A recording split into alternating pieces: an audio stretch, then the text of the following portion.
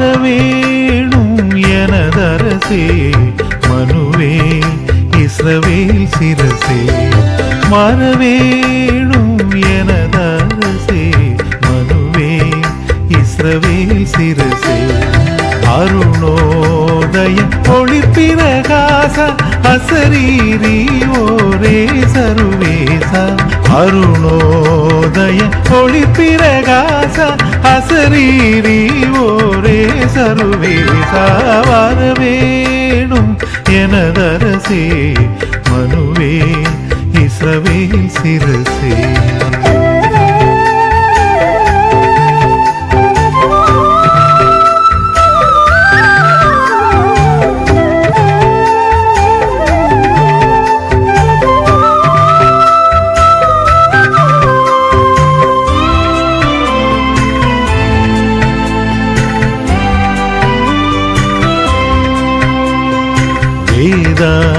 கருணாகரா நீயான பராபரா ஆதார நிராதரா அன்பான சகோதரா தாதாவும் தாய் சகலமும் நீயே தாதாவும் தாபரம் நல்குவாயே தாதாவும் தாய் சகலமும் நீயே நாதாவும் தாபரம் நல்குவாயே வரவேணும் எனதரசே மனுவே இஸ்ரவேல் சிரசே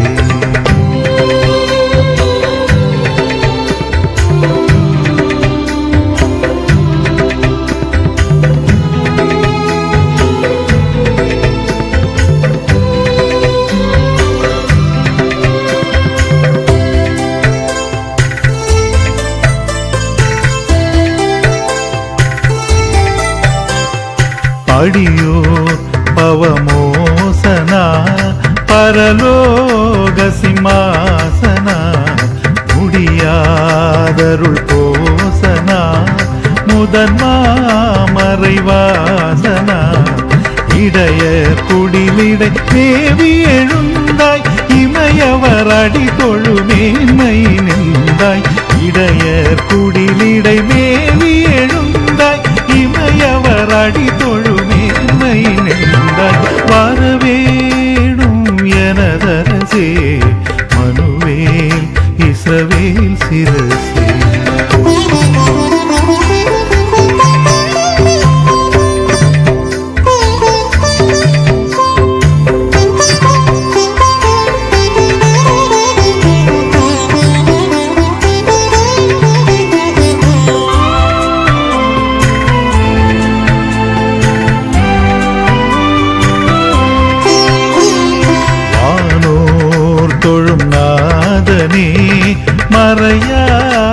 மறையாகமபோதனே கானாவினதீதனே கலிலேய வினோதனே ஞானாகரமே நடுநிலையோவா நண்பா உன்னத நன்மையின் மகாதேவா ஞானாகரமே நடுநிலையோவா நண்பா உன்னத நன்மையின் மகாதேவா வரவேணும் எனதரசே மனுவேல் இஸ்ரவேல் சிரசே வரவேணும் எனதரசே மனுவேல் இஸ்ரவேல் சிரசே அருணோதய ஒளிப்பிரகாச அசரீரி ஓரே சர்வேச அருணோதய ஒளிப்பிரகாச அசரீரி ஓரே சர்வேச வரவேணும் எனதரசே மனுவேல் இஸ்ரவேல் சிரசே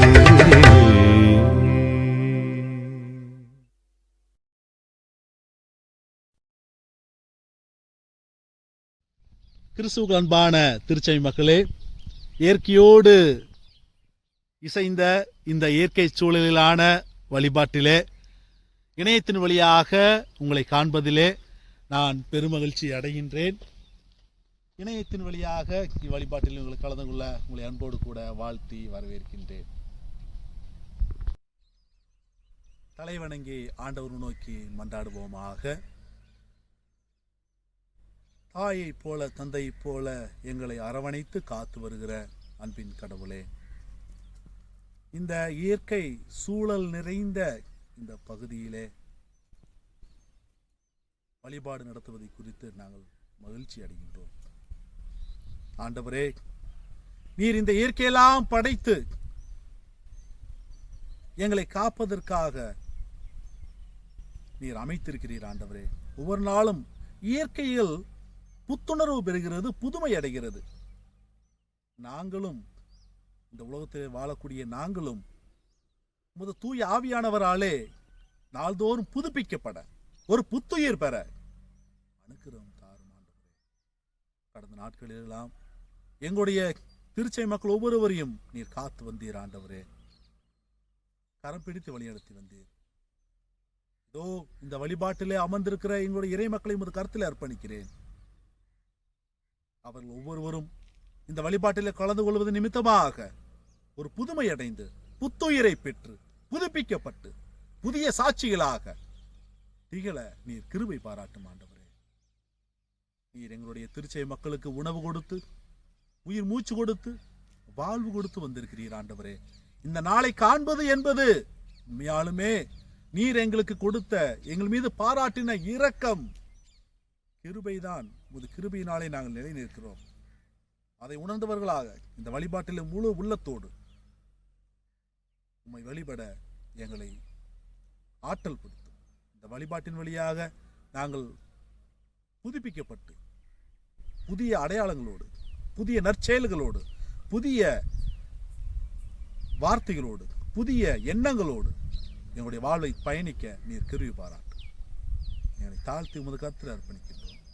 இறைமைந்தன் இயேசு கிறிஸ்துவின் திருப்பெயரிலே மன்றாடுகிறோம் அன்பின் கடவுளே, ஆமேன். கடவுளின் மாட்சிக்காக நாம் அனைவரும் இணைந்து நமது பாமாலைகளிலே 9வது பாமாலை, பூலோகத்தாரே யாவரும் கர்த்தாவில் களி கூறுங்கள் என்ற பாமாலை அனைவரும் இணைந்து பாடுவோமாக.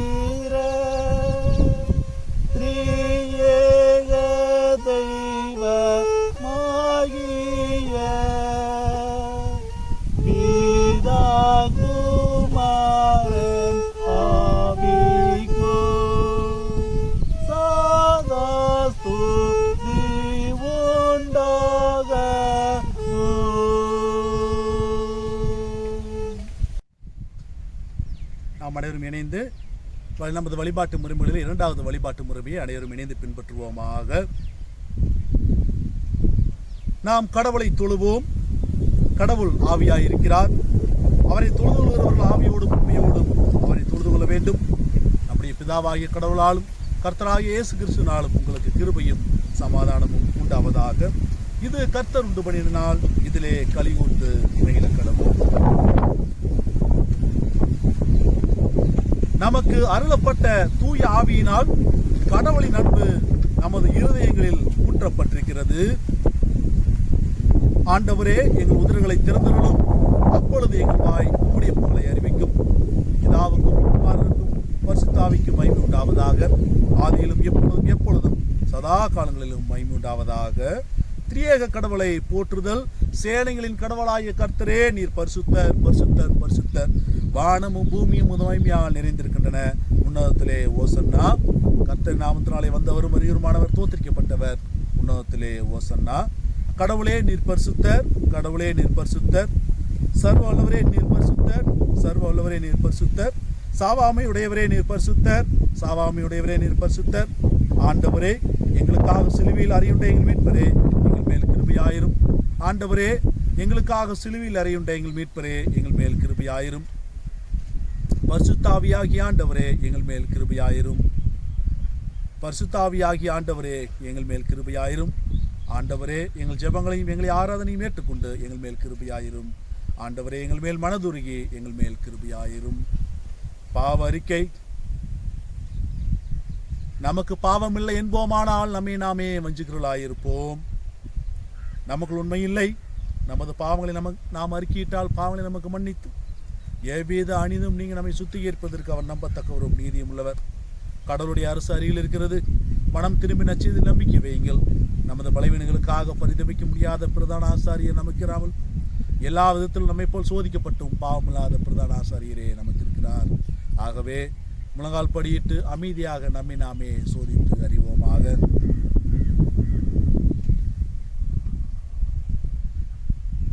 சர்வ வல்லமையுள்ள கடவுளிடத்தில் நாம் நமது பாவங்களை மனத்தாழ்மையாக அறிக்கையிடுவோமாக. பாவ அறிக்கைக்கு உதவியாக முதலாவது பாவ அறிக்கையை அனைவரும் இணைந்து ஏறெடுப்போமாக. சர்வ வல்லமையும் மிகுந்திருக்கும் பிதாவே, தப்பிப்போன ஆடுகளைப் போல நாங்கள் உம்முடைய வழிகளை விட்டு வலிவி அலைந்து போனோம். எங்கள் இதயத்தின் யோசனைகளுக்கும் விருப்பங்களுக்கும் மிகவும் இணங்கி நடந்தோம். உமது பரிசுத்த கற்பனைக்கு விரோதமாய் குற்றம் செய்தோம்.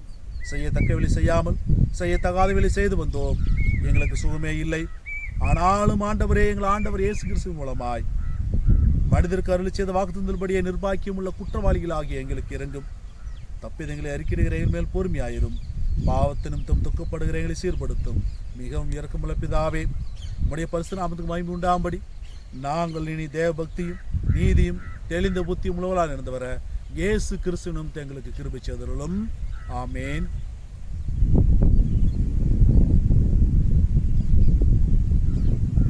சர்வ வல்லமையும் மிகுந்திருக்கும் ஆண்டவர் மன்னிப்பையும் பாவ நிவர்த்தி நமக்கு கட்டளையிட்டு அருளி வாழ்க்கையை சீர்படுத்துவதற்கான காலத்தையும் தமது பரிசுத்தாவியும் கிருபையும் தேற்றுதலையும் தந்திருவாராக.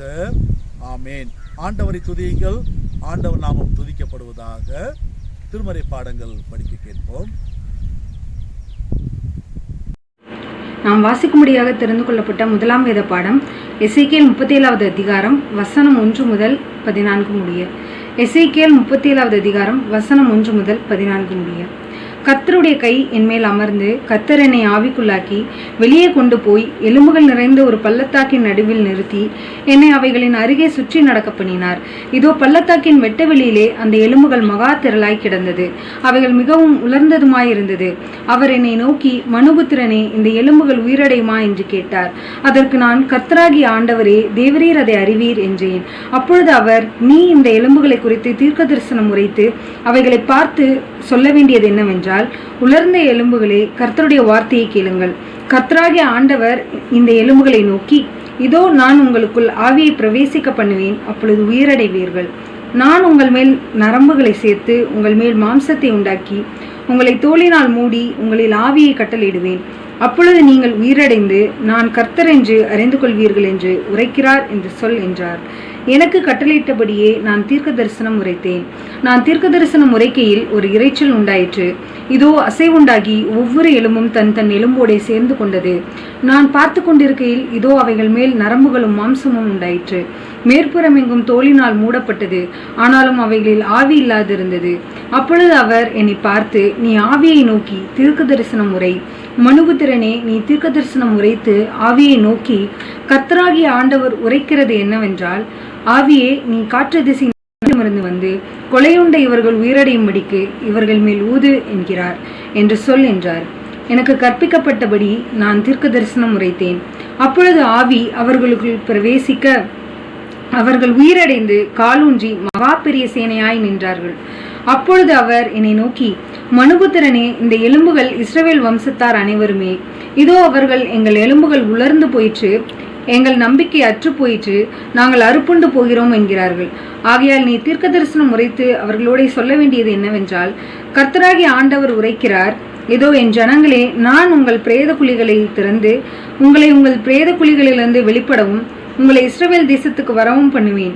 என் ஜனங்களே, நான் உங்கள் பிரேத குழிகளை திறந்து உங்களை உங்கள் பிரேத குழிகளிலிருந்து வெளிப்பட பண்ணும்போது நான் கர்த்தர் என்று அறிந்து கொள்வீர்கள். என் ஆவியை உங்களுக்குள் வைப்பேன், நீங்கள் உயிரடைவீர்கள். நான் உங்களை உங்கள் தேசத்தில் வைப்பேன், அப்பொழுது நான் அறிந்து கொள்வீர்கள். இதை சொன்னேன், இதை செய்வேன் என்று கர்த்தர் உரைக்கிறார் என்று சொல் என்றார் என்பதை வாசிக்கும்படியாக தெரிந்து கொள்ளப்பட்ட முதலாம் வேத பாடம் வாசித்தாயிற்று. தேவனுக்கே மகிமை உண்டாவதாக. ஆமென். வாசிக்கும்படியாக தெரிந்து கொள்ளப்பட்ட இரண்டாம் வேத பாடம் அப்போஸ்தலர் 2ஆம் அதிகாரம் 1 முதல் 13 வரை. பெந்தேகோஸ்தே என்னும் நாள் வந்தபோது அவர்கள் எல்லாரும் ஒருமனப்பட்டு ஓரிடத்தில் வந்திருந்தார்கள். அப்பொழுது பலத்த காற்று அடிக்கிற முழக்கம் போல வானத்திலிருந்து சடிதியாய் ஒரு முழக்கம் உண்டாகி அவர்கள் உட்கார்ந்திருக்க வீடு முழுவதும் நிரப்பிச்சு. அல்லாமலும் அக்கினிமயமான நாவுகள் போல பிரிந்திருக்கும் நாவுகள் அவர்களுக்கு காணப்பட்டு அவர்கள் ஒருவர் மேலும் வந்து அமர்ந்தது. அவர்கள் எல்லாரும் பரிசுத்த ஆவியினாலே நிரப்பப்பட்டு ஆவியானவர்கள் தங்களுக்கு தந்தரின வழக்கின்படியே வெவ்வேறு பாஷைகளிலே பேசத் தொடங்கினார்கள். வானத்தின் கீழ் இருக்கிற சகல தேசங்களிலும் இருந்து வந்து தேவ பக்தியுள்ள யூதர்கள் அப்பொழுது எருசலேமில் வாசகம் பண்ணினார்கள். அந்த சத்தம் உண்டான போது திரளான ஜனங்கள் கூடி வந்து தங்கள் தங்கள் பாஷைகளிலே அவர்கள் பேசுகிறதை அவரவர்கள் கேட்டபடியினாலே கலக்கமடைந்தார்கள். எல்லாரும் பிரமித்து ஆச்சரியப்பட்டு ஒருவரை ஒருவர் பார்த்து, இதோ பேசுகிற இவர்கள் எல்லாரும் கலிலேயர் அல்லவா? அப்படி இருக்க நம்மில் அவரவர்களுடைய ஜென்ம பாஷையில் இவர்கள் பேச கேட்கிறோம், இது எப்படி? பார்த்தாரும் மேதாரும் ஏலாமித்தாரும் மெசப்பத்தோமியா யூதேயா கபோதிக்கியா பொந்து ஆசியா பிரிகியா பாம்பிலியா எகிப்து என்னும் தேசத்தார்களும் சிரேனா பட்டணத்தை சுற்றி இருக்கிற லிபியாவின் திசைகளில் குடியிருக்கிறவர்களும் இங்கே சஞ்சரித்து இருக்கிற ரோமபுரியரும் யூதரும் யூத மார்க்க தலைவர்களும் கிரேக்கத்தரும் அரேபியரும் ஆகிய நம்முடைய பாஷைகளிலே இவர்கள் தேவனுடைய மகத்துவங்களை பேச கேட்கிறோமே என்றார்கள்.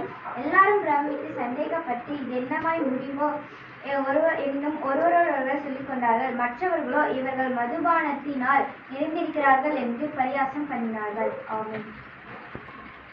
வாசிக்கும்படியாக தெரிந்து கொள்ளப்பட்ட இரண்டாம் வேத பாடம் வாசிக்கும்படியாக தெரிந்து கொள்ளப்பட்ட நற்செய்தி வேத பாடம் யோவான் 16ஆம் அதிகாரம் 1-11 வரை. வாசிக்கும்படியாக தெரிந்து கொள்ளப்பட்ட நற்செய்தி வேத பாடம் யோவான் 16:1-11 வரை. நீங்கள் இடலர் அடையாதபடிக்கு இவைகளை உங்களுக்கு சொன்னேன். அவர்கள் உங்களை ஜெப ஆலயங்களுக்கு புறம்பாக்குவார்கள். மேலும் உங்களை கொலை செய்கிறவன் தான் தேவனுக்கு தொண்டு செய்கிறவன் என்று நினைக்கும் காலம் வரும். அவர்கள் பிதாவையும் என்னையும் அறியாதபடியினால் இவைகளை உங்களுக்கு செய்வார்கள். அந்த காலம் வரும்போது நான் இவைகளை உங்களுக்கு சொன்னேன் என்று நீங்கள் நினைக்கும்படி இவைகளை உங்களுக்கு சொல்லியிருக்கிறேன். நான் உங்களுடனே கூட இருந்தபடியினால் ஆரம்பத்திலே இவைகளை உங்களுக்கு சொல்லவில்லை. இப்பொழுது நான் என்னை அனுப்பினவரிடத்திற்கு போகிறேன். எங்கே போகிறேன் என்று உங்களில் ஒருவனும் என்னை கேட்கவில்லை. ஆனாலும் நான் இவைகளை உங்களுக்கு சொன்னதினால் உங்கள் இருதயம் துக்கத்தால் நிறைந்திருக்கிறது. நான் உங்களுக்கு உண்மையை சொல்லுகிறேன், நான் போகிறது உங்களுக்கு பிரயோஜனமாய் இருக்கும். நான் போகாதிருந்தால் தேற்றவாளன் உங்களிடத்தில் வரார். நான் போவானே ஆகில் அவரை உங்களிடத்தில் அனுப்புவேன். அவர் வந்து பாவத்தை குறித்தும் நீதியை குறித்தும் நியாயத்தீர்ப்பை குறித்தும் உலகத்தை கண்டித்து உணர்த்துவார். அவர்கள் என்னை விசுவாசியாதபடியினாலே பாவத்தை குறித்தும் நீங்கள் இனி என்னை காணாதபடிக்கு நான் என் பிதாவினிடத்திற்கு போகிறபடியினால் நீதியை குறித்தும் இந்த உலகத்தின் அதிபதி நியாயந்தீர்க்கப்பட்டதினாலே நியாயத்தீர்ப்பை குறித்தும் கண்டித்து உணர்த்துவார்.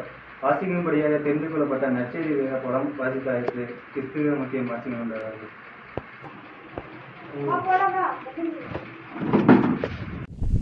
பரலோரிக்கு ஆயத்தமாக நாம் அனைவரும் இணைந்து நமது கீர்த்தனையில் புத்தளிச்சி பாடல் 348வது பாடல் நல்லாவி ஊட்டும் தேவா நற்கணி நான் தர அடித்த துதிப்பாடா என்ற பாடலை அனைவரும் இணைந்து பாடுவோம். 1, 2, 4 அடிகளை நாம் பாடுவோம். நல்லாவி ஊற்றும் தேவா நல்லாவியூற்றும் தேவா நற்கணி நான் தர நித்தம் தூதிப்பாட நல்லாவியூற்றும் தேவா நல்லாவியூற்றும் தேவா பெந்தேகோஸ்தே நாளிலே முந்தன் நாவியிந்திரே பெந்தேகோஸ்தே நாளிலே முந்தன் நாவியிந்திரே இந்த வேளையில் இறங்கிடுவீரே இந்த வேளையில் இறங்கிடுவீரே விந்தை செய்வின்னாவியாய் நல்லாவியூற்றும் தேவா மெத்த சுத்தன் நானே சுத்தாவி கொண்டென்னையே மெத்த சுத்தன் நானே சுத்தாவி கொண்டென்னையே சித்தம் வைத்தென்றும் சுத்தம் செய்வீரே சித்தம் வைத்தென்றும் சுத்தம் செய்வீரே சத்திய பரிசுத்தனே நல்லாவியூற்றும் தேவா பாவம் செய்யாதிருக்க பாரில் சாட்சி பகர பாவம் செய்யாதிருக்க பாரில் சாட்சி பகர பார்மீட்க வந்த பரமனையே பார்மீட்க வந்த பரமனையே பாரோர்க்கு எடுத்துரைக்க நல்லாவியூற்றும் தேவா நற்கணி நான் தர நித்தம் தூதிப்பாட நல்லாவியூற்றும் தேவா நல்லாவியூற்றும் தேவா. அன்பான திருச்சை மக்களே, மீண்டுமாக கடவுளுடைய வார்த்தைக்கு நேராக அன்போடு கூட வாழ்த்தி வரவேற்கின்றேன். நாம் அனைவரும் தலைவணங்கி ஆண்டவரை நோக்கி மன்றாடுவோம். வாரும் தூய் ஆவியாரே, எங்களை புதுப்பியும் ஆண்டவரே. முதல் திருவார்த்தைகள் வழியாக எங்களுடைய உள்ளமும் எங்களுடைய எண்ணங்களும் புதுப்பிக்கப்பட்டு ஒரு புதிய மனிதர்களாக நாங்கள் இந்த உலகத்திலே வாழ்ந்து காட்ட இந்த வார்த்தைகள் எங்களுக்கு ஆன்மீக உணவாக அமையட்டும். அடியேனை மறித்து நீர் பேசும். ஆண்டவராம் இயேசு கிறிஸ்து திருப்பெயரிலே மன்றாடுகிறோம் அன்பின் கடவுளே, ஆமென். அன்பானவர்களே, இன்றைய நாளிலே நாம் ஒரு சிறப்பான நாளிலே இவ்வழிபாட்டிலே கலந்து கொண்டிருக்கின்றோம். பெந்தேகோஸ்தே திருநாள் என்று இவ்வழிபாட்டிலே நாம் அனைவரும் கலந்து கொண்டிருக்கின்றோம். இந்த நாளிலே சிந்திக்கும்படியாக தென்னிந்திய திருச்சபை மாமன்றம் நமக்கு கொடுத்திருக்கிற தலைப்பு come Holi spirit renew us. Come Holi spirit renew us. வாரும் தூய ஆவியாரே, எங்களை புதுப்பியும். கிறிஸ்து மக்களாகிய நாம் தூய ஆவியானவர் நம் மீது நாள்தோறும் செயல்பட்டு கொண்டிருக்கிறபடியால் இறை வேண்டுதல், திருமறை வாசிப்பை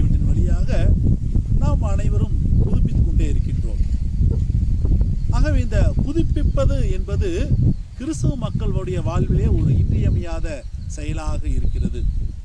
நாள்தோறும் கிறிஸ்துவின் அடிச்சுவடுகளிலே புதிய புதிய மாற்றங்களை பெற்றுக்கொண்டு புதுமை அடைந்து கொண்டு வருகின்றோம். ஆகவே தூய ஆவியானவர் நம்மை புதுப்பிக்கும்படியாக ஆவலோடு இந்த அருளுரையிலே பங்கேற்க அழைக்கின்றேன். தூய ஆவியானவரின் திருநாள் திருச்சபையின் பிறந்த நாள். அப்போஸ்தலர் 2வது அதிகாரத்திலே நாம் படிக்கின்றோம். எல்லாரும் கூடியிருக்கின்ற வேளையிலே தூய ஆவியானவர் ஊற்றப்பட்டார். அந்த வேளையிலே பெந்தேகோஸ்தே நாளன்று தூய ஆவியானவர் அனைவர் மீதும் ஊற்றப்பட்டார். ஆகவே அந்த நாள், அந்த பெந்தேகோஸ்தே திருநாள், தூய ஆவியானவரின் திருநாள் திருச்சபையின் பிறந்த நாளாக இருக்கிறது. தந்தையாகிய கடவுள் மகனை தந்ததும் அல்லாமல் தூய ஆவியானவரையும் நமக்கு தந்துள்ளார். தூய ஆவியானவரின் செயல்பாடு இல்லையேல் அது திருச்சபையே இல்லை. தூய ஆவியானவரின் செயல்பாடு இல்லையேல் அது திருச்சபையே இல்லை. தந்தை, மைந்தன், தூய ஆவி மூவொரு கடவுளை கிறிஸ்தவ மக்களாகிய நாம் வழிபட்டு வருகிறோம். அதிலே ஒருவர் இந்த தூய ஆவியானவர். ஆகவே இந்த தூய ஆவியானவருடைய செயல்பாடு திருச்சபைக்கு மிக மிக முக்கியமாக இருக்கிறது. அதைத்தான் ஆண்டவராகிய இயேசு கிறிஸ்து நமக்கு வாக்களித்தார். பாருங்கள், தூய யோவான் எழுதின நற்செய்தி நூல் 16வது அதிகாரம் 7வது 8வது வசனத்தை நான் படிக்கின்றேன். நான் உங்களிடம் சொல்வது உண்மையே. நான் போவதால் நீங்கள் பயனடைவீர்கள். நான் போகாவிட்டால் துணையாளர் உங்களிடம் வரமாட்டார். நான் போனால் அவரை உங்களிடம் அனுப்புவேன். அவர் பாவம், நீதி, தீர்ப்பு ஆகியவை பற்றி உலகினர் கொண்டுள்ள கருத்துக்கள் தவறானவை என எடுத்து காட்டுவார். உலகினர் கொண்டிருக்கிற தவறான கருத்துக்களை அவர் எடுத்து காட்டுவார். ஆக தூய ஆவியானவர் என்பது வாக்களிக்கப்பட்ட ஒன்றாக இருக்கிறது. ஆண்டவராகிய இயேசு கிறிஸ்து இந்த உலகத்திலிருந்து எடுபட்டு செல்லப்படுகிற பொழுது சம் சீடர்களுக்கு தூய ஆவியானவரை, துணையாளரை அனுப்புவதாக அவர் வாக்களித்தார். எனக்கு அன்பானவர்களே, இந்த வேளையிலும் கூட இந்த தலைப்பின் வழியாக வாரும் தூய ஆவியாரே எங்களை புதுப்பியும் என்ற தலைப்பின் வழியாக சிந்திப்பதற்கு யோவான் எழுதின நற்செய்தி நூல் 16வது அதிகாரத்தை உங்கள் மத்தியிலே முன்வைக்க நான் ஆசைப்படுகிறேன்.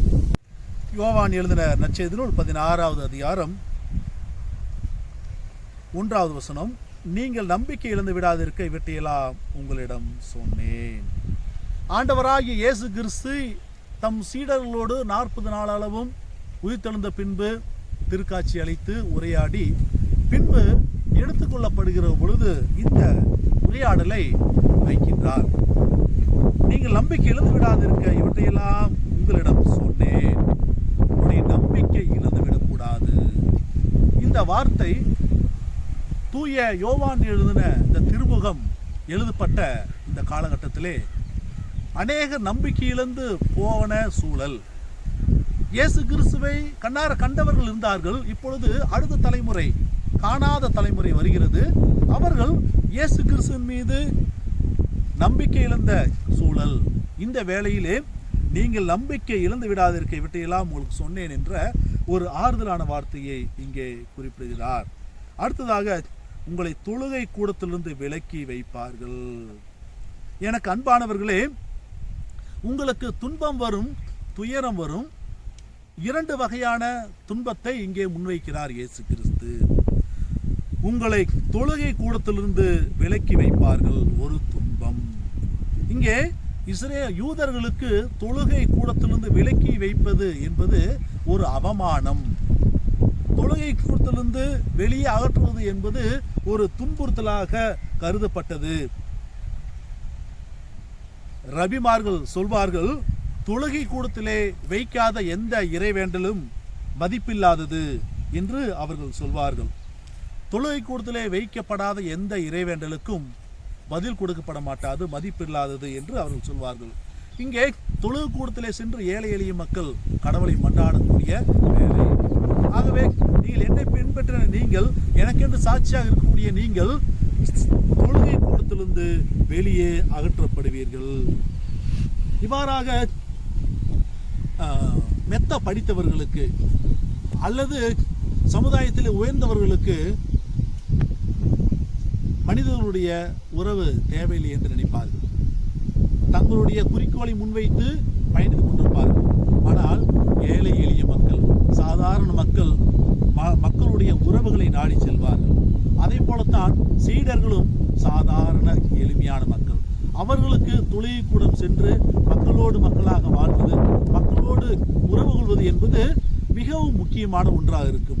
ஆகவே நீங்கள் மக்களோடு மக்களாக வாழ்ந்து இருக்காதபடிக்கு, தொழுகை கூடத்தில் இராதபடிக்கு தொழுகை கூடத்திலிருந்து உங்களை வெளியேற்றுவார்கள் என்பது ஒரு துன்புறுத்தல். இரண்டாவதாக,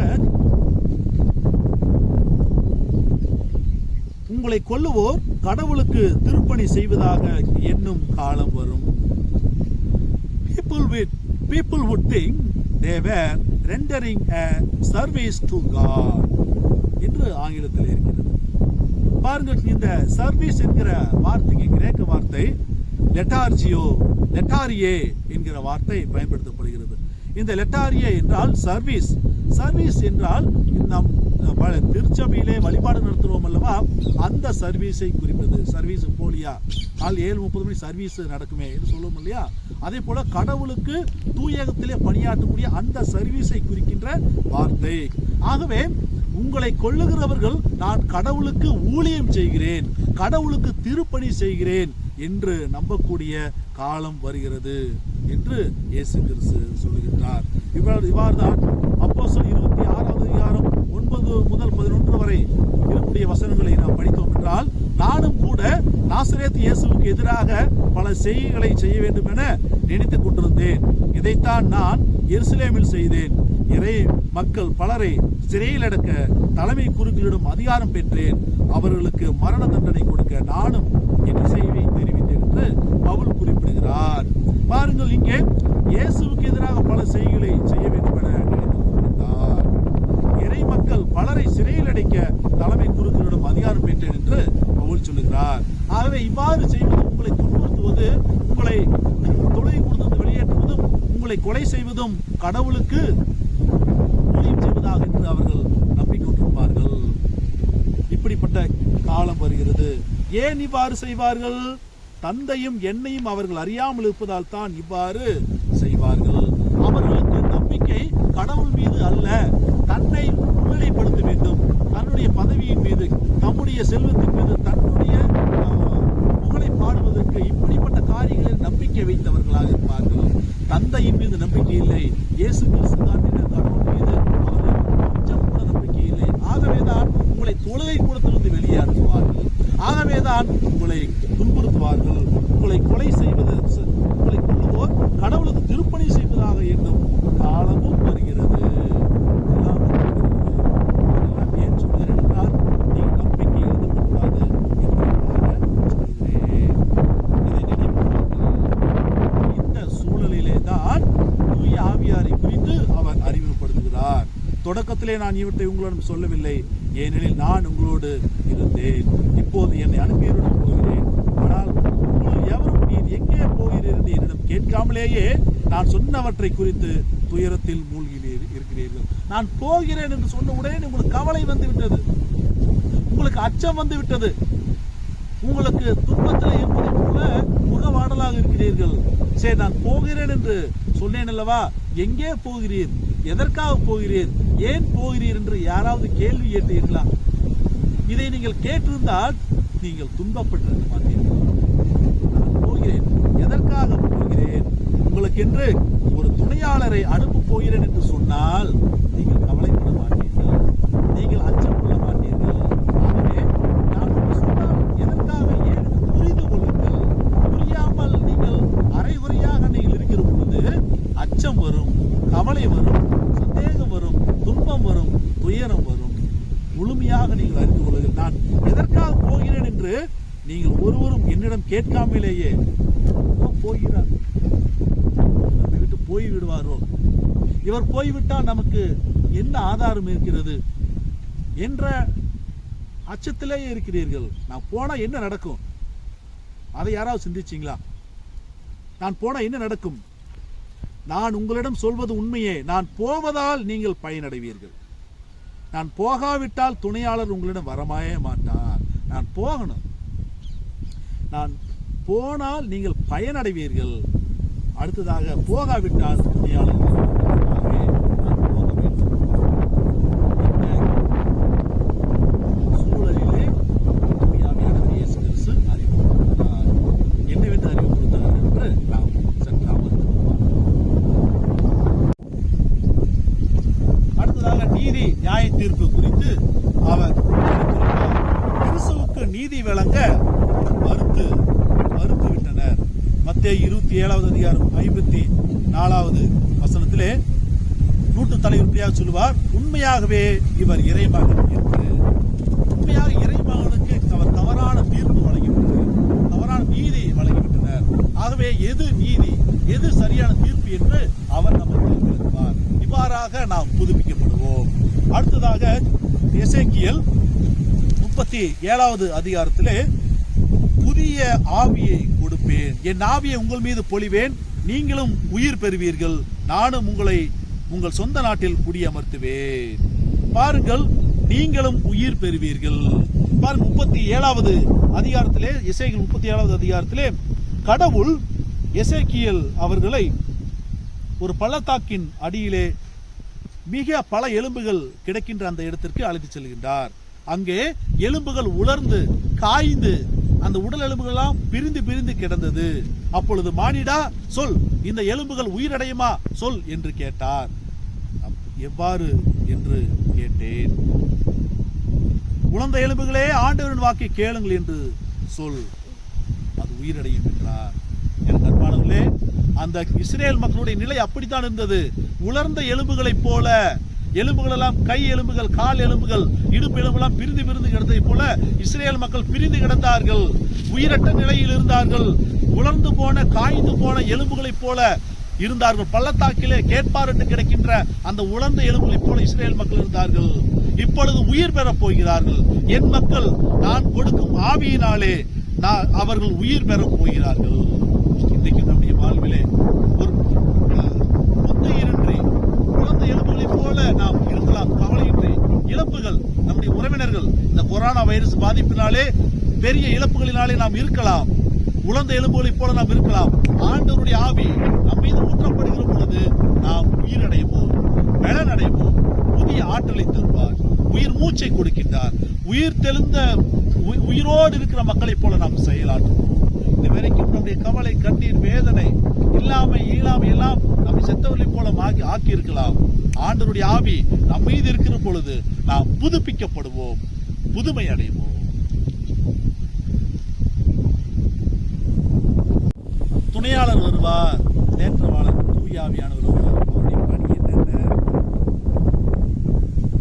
8வது வசனம், அவர் வந்து பாவம், நீதி, தீர்ப்பு ஆகியவை பற்றி உலகினர் கொண்டுள்ள கருத்துக்கள் தவறானவை என எடுத்து காட்டுவார்.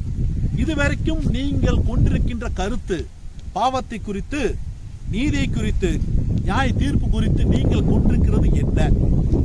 அதை குறித்துதான உங்களுடைய சித்தாந்தங்கள் என்ன? அதை குறித்துதான உங்களுடைய நம்பிக்கை என்ன? விசுவாசம் என்ன? உங்களுக்கு விளக்குவார், உங்களுக்கு எடுத்துரைப்பார். பாருங்கள், பாவத்தை குறித்ததான யூதர்களுடைய நம்பிக்கை, இயேசு கிறிஸ்துவை அவர்கள் கொலை செய்கிறார்கள். யோவான் எழுதின நற்செய்தி 9ஆம் அதிகாரத்திலே பார்க்க இயலாதவரை பார்த்து சீடர்கள் கேட்பார்கள், ஆண்டவரே, இவர் குருடராக பார்க்க இயலாதவராக பிறந்தது இவர் செய்த பாவமா, இவர் பெற்றோர் செய்த பாவமா என்று இயேசு கிறிஸ்துவை கேட்பார்கள். இயேசு கிறிஸ்து சொல்வார்கள், இவர் பார்க்க இயலாதவராக பிறந்தது இவர் செய்த பாவம் அல்ல, இவர் பெற்றோர் செய்த பாவம் அல்ல, கடவுளுடைய மாட்சி விலகும்படிக்கு இப்படி நடக்கிறது என்று சொல்வார். ஆக பாவம் செய்தால் ஊனமாக பிறப்பார் என்பது தவறான எண்ணம் இருந்தது. அதே போல பாவத்தை குறித்து அவர் உணர்த்துகிற பொழுது யூதர் இயேசு கிறிஸ்துவை கொலை செய்தது அவர்கள் பாவம் செய்யவில்லை என நம்பினார்கள். இயேசு கிறிஸ்துவை சிலுவையில் அறைந்தது நாங்கள் பாவம் செய்யவில்லை. மத்தேயு 27ஆம் அதிகாரம் 25வது வசனம், இவருடைய இரத்தப்பழி எங்கள் மேலும் எங்கள் பிள்ளைகள் மேலும் விழட்டும் என்று பதில் கூறினார்கள். இரத்தப்பழி எங்கள் மீது விழுகட்டும், நாங்கள் பாவம் செய்யவில்லை, நாங்கள் தவறு செய்யவில்லை என்ற நம்பிக்கை. அப்படி தாங்கள் எதற்காக செய்கிறோம் என்கிறதான ஒரு விளக்கம் இல்லாதபடிக்கு, ஒரு தெளிவில்லாதபடிக்கு அவர் இருந்தார். இயேசு கிறிஸ்து அவர்கள் முழுமையாக நம்பவில்லை. இயேசு கிறிஸ்துவை நம்பாத மனிதர்களாக இயேசு கிறிஸ்துவின் செயல்பாடுகளை பார்த்து அவர்கள் விசுவாசியாத மக்களாக காணப்பட்டார்கள்.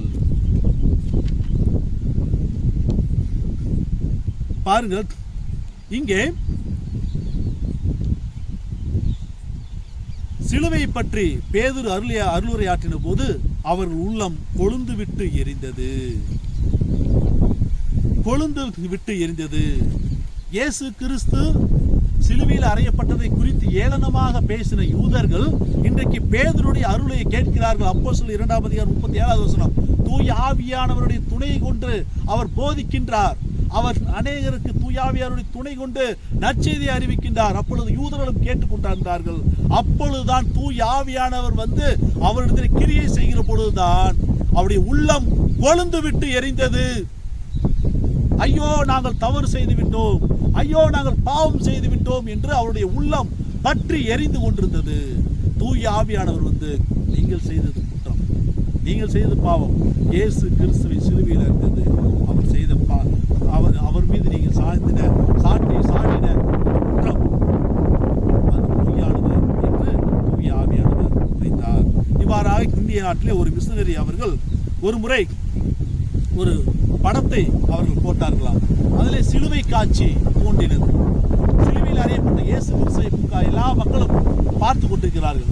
அப்போது ஒரு மனிதன் ஒரு அடி முன்பதாக வந்து, இவர் எனக்காக மரித்திருக்கிறாரே, நான் அல்லவா இந்த பாவத்திற்கு மரிக்க வேண்டும், 2000 ஆண்டுகளுக்கு முன்பதாக இவர் மரித்திருக்கிறாரே எனக்காக என்று அவர் கூறினார். இது தூய ஆவியானவர் உணர்த்தினார். ஆகவே பாவத்தை குறித்ததான உணர்வு என்பது தூய ஆவியானவர் நமக்கு உணர்த்தாவிட இவ்விடில் அது நாம் பாவத்தை குறித்தான உணர்வு நமக்கு இருக்காது. நாம் செய்ததுதான் சரி, நான் போகும் மாதிரிதான் சரி என்று தவறான பாதைகளிலேயே நாம் சென்று கொண்டிருக்கிறோம். அதற்கு ஆண்டவரே, பாவத்தை குறித்ததான உணர்வை எனக்குள் தார், எது சரி எது தவறு என்கிறாங்க பகுத்தறியும்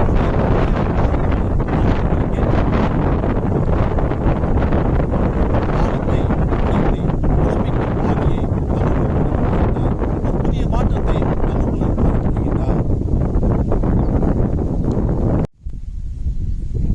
அடுத்ததாக தடைகளை தாண்டி நம்மை செயல்பட வைக்கின்றார். தடைகளை உடைத்து நாம் செயலாற்ற ஆண்டவர் நம்மை பலப்படுத்துகிறார். தூய ஆவியானவர் நம்மை பலப்படுத்துகிறார். அப்போஸ்தலர் 2 அதிகாரம் 1வது வசனம். பெந்தேகோஸ்து என்னும் நாள் வந்தபோது அவர்கள் எல்லாரும் ஒரே இடத்தில் கூடியிருந்தார்கள். திடீரென்று கொடுங்காற்று வீசுவது போன்று ஒரு இரைச்சல் வானத்திலிருந்து உண்டாகி அவர்கள் அமர்ந்திருந்த வீடு முழுவதும் ஒலித்தது. இவ்வாறு ஒலித்து 7வது வசனம். எல்லாரும் மலைத்து போய், இதோ பேசுகின்ற இவர்கள் அனைவரும் கலிலேயர் அல்லவா? அவ்வாறு இருக்க நம்முடைய தாய்மொழிகளில் இவர்கள் பேசுவதை நாம் ஒவ்வொருவரும் கேட்பது எப்படி என வியந்தனர். எல்லாரும் கூடி வருகிறார்கள். இவர்கள் கலிலேயர்கள் அல்லவா? ஒரு சாதாரண மக்கள், எளிய மக்கள். என்ன மொழி தெரியும் அவர்களுக்கு? கல்வி அறிவு இல்லாதவர்கள், முறையாக பேச தெரியாதவர்கள். அவர்களுக்கு மொழி என்னும் தடை இருந்தது. ஒருவேளை நாம் தமிழ் மட்டுமே தெரிந்திருந்தால் ஆங்கிலம் வெளிநாடுகளுக்கு செல்ல முடியாது, தடுமாறுவோம். தமிழ் மட்டுமே தெரிந்திருந்தால் கன்னட மொழி பேசுகிற மக்களிடத்தில் பேச இயலாதபடிக்கு நாம் தடைபடுவோம்.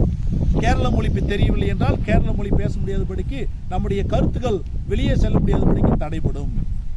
நம்முடைய சிந்தனை வெளி உலகிற்கு செல்லாது, சொல்ல இயலாது. ஆனால் இங்கே கலிலேயர்கள் ஒரு கூலி வேலை செய்கிற மக்கள் நிறைந்த இடம் அந்த கலிலேய இடம். இவ்வாறாக அந்த கலிலேய மக்கள் அங்கே கூடியிருந்த பார்த்தரும், மேதியரும், எலாமித்தியரும், மெசொப்பொத்தேமியா, யூதேயா, கப்பத்தோக்கியா, பொந்து, ஆசிய ஆகிய நாடுகளில் வாழ்கின்றவர்களும், பிரிகியா, பம்பிரியா, எகிப்து சிரேன் நகரை எடுத்த லிபியாவின் பகுதியில் வாழும் மக்களும், ரோமையிலிருந்து வந்து தங்கியிருந்தவர்களும். இவ்வாறாக மொழி என்னும் தடை உடைக்கப்பட்டது.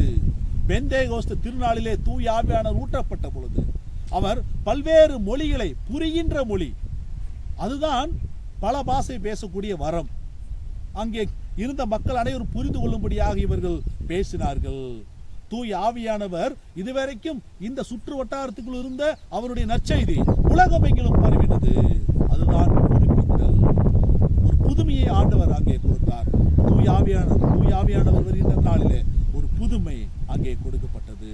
தடைகளை உடைத்தெறிந்தார். எனக்கு அன்பானவர்களே, நமக்குள்ளாக அநேக தடைகள், நம்முடைய வாழ்வு நாம் பலனடையாதபடிக்கு, நம்முடைய வாழ்வு உயர முடியாதபடிக்கு, நம்முடைய செயல்பாடுகள் அடுத்தவர்களுக்கு பயனளிக்க முடியாதபடிக்கு, நம்முடைய எண்ணங்கள் அடுத்தவர்களை சென்று சேராதபடிக்கு தடையில் இருக்கும். அந்த தடைகளை எல்லாம் தூய் ஆவியானவர் உடைத்தெறிந்து உங்களை புதுப்பித்து உலகமெங்கும் சாட்சியாக நிறுத்துவார். அநேகருக்கு பயனுள்ள பாத்திரமாக நிறுத்துவார். உங்களுடைய வாழ்விலே உயிர் பெற்று சாட்சியாக நிற்கின்ற ஒரு தூணாக ஆண்டவர் மாற்றுவார். அதற்கு தூய் ஆவியானவர் தாமே நம்மை பலப்படுத்துவாராக, வழிநடத்துவாராக. தலைவணங்கி ஆண்டவர்களுக்கு பெந்தேகோஸ்து திருநாளிலே அவர்களெல்லாம் ஒரே இடத்திலே கூடியிருந்த பொழுது பலத்த காற்று உண்டாயிற்று. ஆண்டவரே, அவர்களுடைய நாவு புதுப்பிக்கப்பட்டது. ஒரே மொழியை பேசிக் கொண்டிருந்த அவர்கள் பல மொழியை பேசினார்கள். தடைகள் உடைக்கப்பட்டது. பாவத்தை குறித்து, நீதி குறித்து, நியாய தீர்ப்பு குறித்து உண்மையாளர் வந்து ஆண்டவரே எடுத்து உரைத்தீர். ஆண்டவரே, அதே போல பள்ளத்தாக்கின் மத்தியிலே சிதறி கிடந்த எலும்புகளை நீ உயிரோடு எழுப்பேன் என்று அப்படிப்பட்ட புதுமையான அடையாளங்களை நாங்கள் பெற்று, ஒரு புதுமையை எங்கள் வாழ்வை பெற்று உனக்கு சாட்சிகளாக நிற்க, சாட்சிகளாக ஜொலிக்க எங்களை தகுதிப்படுத்தும். தூய் ஆவியானவர் தாமே நாள்தோறும் எங்களை புதுப்பிக்கும். இறைமைந்தன் இயேசு கிறிஸ்து திருப்பெயரிலே மன்றாடுகிறோம் அன்பின் கடவுளே, ஆமென். அருளுரை கேட்ட நாம் அனைவரும் எடுத்து நம்முடைய விசுவாசத்தை அப்போஸ்தலருடைய விசுவாசத்தின் வழியாக அறிக்கையிடுவோமாக. வானத்தையும் பூமியையும் படைத்த சர்வவல்லமையுள்ள பிதாவாகிய தேவனை விசுவாசிக்கிறேன். அவருடைய ஒரே குமாரனாகிய நம்முடைய நாதர் இயேசு கிறிஸ்துவை விசுவாசிக்கிறேன். அவர் பரிசுத்த ஆவியினாலே கன்னிமரியாத்தில் உற்பத்தி பிறந்தார். பொந்திய பிலாத்துவின் காலத்தில் பாடுபட்டு சிலுவையில் அறையுண்டு மரித்து அடக்கம் பண்ணப்பட்டு பாதாளத்தில் இறங்கினார். 3ஆம் நாள் மருத்துவ எழுந்தடினார். பரமளத்துக்கு ஏறி சர்வவல்லமையுள்ள பிதாவாகிய தேவனோட வலதுபரிசில் வெட்டிக்கிறார். அவரிடத்திலிருந்து உயிர்லோரி மருத்துவர் நியாயத்திற்கு வருவார். பரிசுத்த ஆவியை விசுவாசிக்கிறேன். பொதுவாக இருக்கிற பரிசபையும் பரிசுத்தனோட ஐக்கியமும் பாவ மன்னிப்பும் சரீர உயிர்த்தெழுதலும் நித்திய ஜீவனும் உண்டு என்று விசுவாசிக்கிறேன். ஆமேன். திருச்சபையின் அறிவிப்புகள் படிக்க கேட்போம். திருமண அறிவிப்பு. தென்னிந்திய திருச்சபை கோவை திருமண்டலம் CSI தூய பேதிர் கிராம போதக சேகரம் கொச்சிப்பாளையம் CSI சகோதரி ஜாய் சுல்லான் திருச்சபையை சார்ந்த திரு பி ராஜேந்திரன், திருமதி மதனசுந்தரி என்பவரது மகன் ஆர் ராஜேஷ்குமார் என்பவரும், தென்னிந்திய திருச்சபை கோவை திருமண்டலம் சிங்காநல்லூர் போதக சேகரம் CSI கிருஷ்ணநாதர் திருச்சபையை சார்ந்த லேட் திரு சந்திரசேகரன் மற்றும் லேட் திருமதி செந்தில் நாயகி என்பவரது மகள் செல்வி சி நந்தினி என்பவரும் திருமணம் செய்து கொள்ளப் போகிறார்கள். ஆகவே இவர்கள் இருவரும் இந்த திருமணத்தில் இணையக்கூடாதபடி நியாயமான தடைகள் ஏதாவது இருப்பின் அதை எழுத்து மூலம் திருச்சபை ஆயருக்கு தெரிவிக்க கேட்டுக்கொள்ளப்படுகிறீர்கள். இது இவர்களுக்கு 3ஆம் அறிவிப்பு. நாம் அனைவரும் இணைந்து நமது கீர்த்தனையிலே 379வது பாடல், முத்தேசி பாடல், என்னை மறவா இயேசுநாதா உந்தன் தயவால் என்னை நடத்தும் என்ற பாடலை அனைவரும் இணைந்து பாடுவோமாக. 1-6 அடிகளை நாம் பாடுவோம். என்னை மறவா இயேசுநாதா உந்தன் தயவால் என்னை நடத்தும், என்னை மறவா இயேசுநாதா உந்தன் தயவால் என்னை நடத்தும், வல்ல ஜீவ வாக்கு தத்தங்கள் வரைந்தெனக்காய் ஈந்ததாலே தோத்திரம், வல்ல ஜீவ வாக்கு தத்தங்கள் வரைந்தெனக்காய் ஈந்ததாலே தோத்திரம், ஆபத்திலே அரும் துணையே பாதைக்கு நல்ல தீபமிதே ஆபத்திலே அரும் துணையே பாதைக்கு நல்ல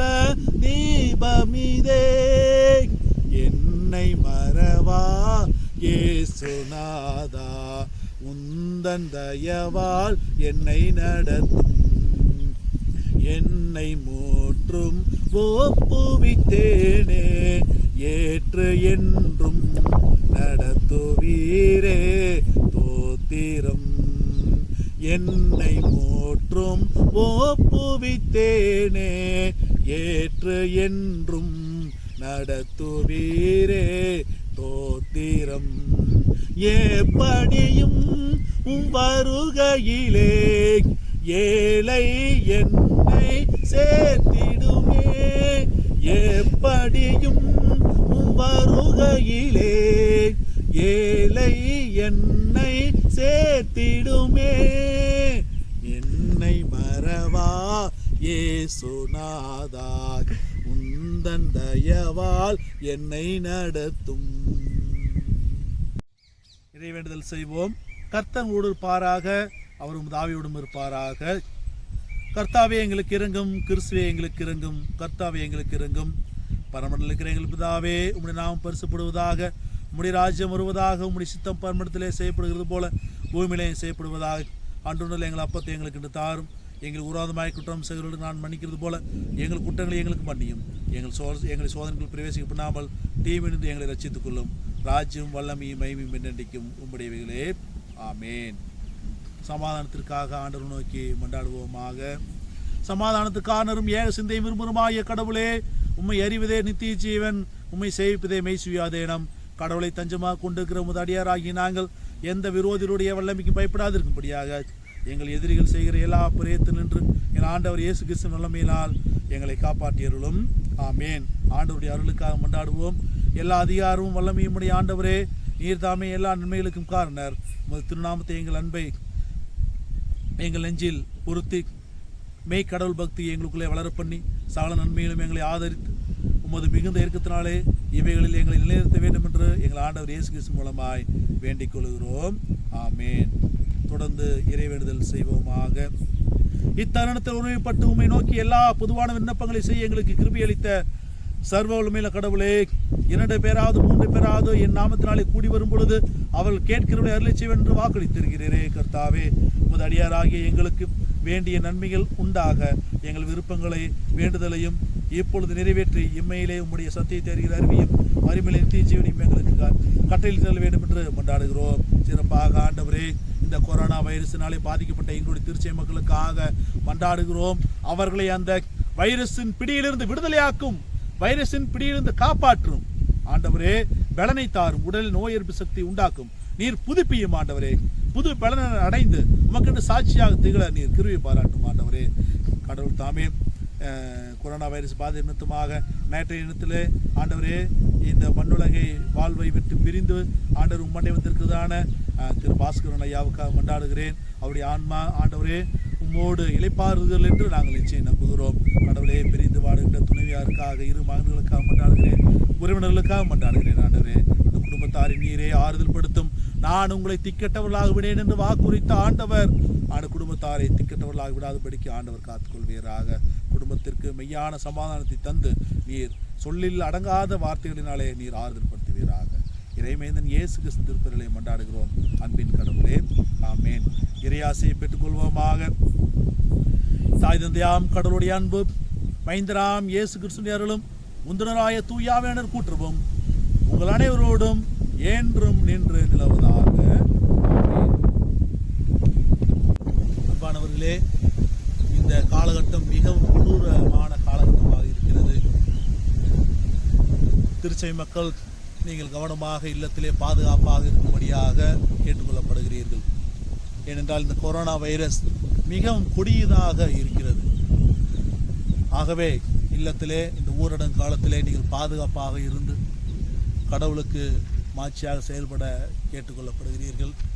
இந்த கொரோனா வைரஸ் பாதிப்பு நிமித்தமாக நேற்றைய தினத்திலே நமது திருச்சபையின் உறுப்பினர் திரு பாஸ்கரன் ஐயா அவர்கள் இந்த மண்ணுலக வாழ்வை நிறைவு செய்து கடவுளுடைய அருகிலே அமர்ந்திருக்கிறார். அவர்கள் அவர்களுக்காக அவர்கள் இறைவேண்டு செய்து கொள்ளுங்கள்.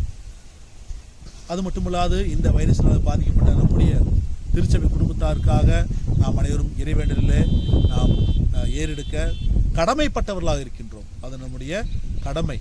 ஆகவே நமது திருச்சபை இல்லத்தாருக்காக நாம் அந்த இறைவேண்டலிலே ஏறெடுக்க கேட்டுக்கொள்ள